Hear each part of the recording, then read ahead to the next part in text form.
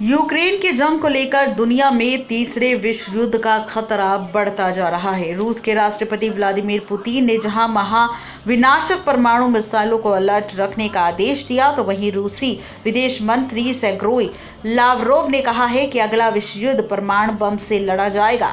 Lavrov ने यह भी कहा है कि तीसरा विश्व युद्ध बहुत ही विनाशकारी होगा। पुतिन के आदेश के बाद अब रूसी परमाणु कमान के साइबेरिया में कई मिसाइलों के परीक्षण भी दिए गए। इससे पहले पुतिन यूक्रेन को लेकर नाटो देशों को भयानक परिणाम भुगतने की चेतावनी भी दे चुके हैं।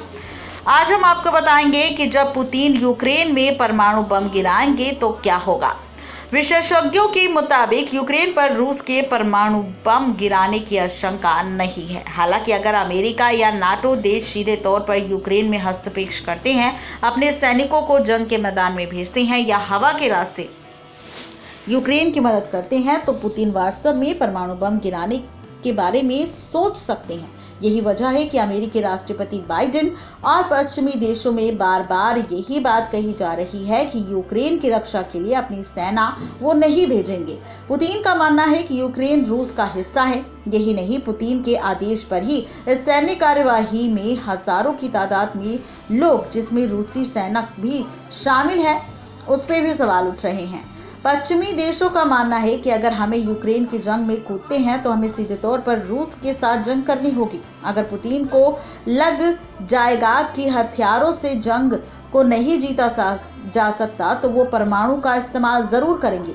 लेकिन विशेषज्ञों की माने तो परमाणु बम न केवल दुश्मन के परमाणु हमले को रोकने के लिए है, बल्कि अगर जरूरी हुआ तो बड़े पैमाने पर युद्ध को रोकने के लिए भी इस्तेमाल किया जा सकता है। इसके बारे में आम जनता में ज्यादा चर्चा नहीं होती, लेकिन परमाणु युग की शुरुआत के बाद से ही परमाणु युद्ध का भी एक अपना पहलू रहा है। अमेरिका के किसी राष्ट्रपति ने ऑफिशियल रूप से पहले भी कभी इसकी अनाउंसमेंट नहीं की थी। अमेरिकी जंग के दौरान परमाणु बम का पहले इस्तेमाल करने वाला देश नहीं होगा। अमेरिका के नेटो सहयोगी देश जहां वाशिंगटन ने अपने परमाणु बम रखे हैं और उसे सुरक्षा की गारंटी मानते हैं। अमेरिका के राष्ट्रपति रोनाल्ड रीगन और मिखाइल गोर्बाचोव साल 1986 में लगभग इस पर सहमत हो गए थे कि सभी परमाणु बमों को खत्म कर दिया जाए। इस सहमति के बाद सबसे ज्यादा टेंशन में अमेरिका के नाटो सहयोगी देश आ गए थे।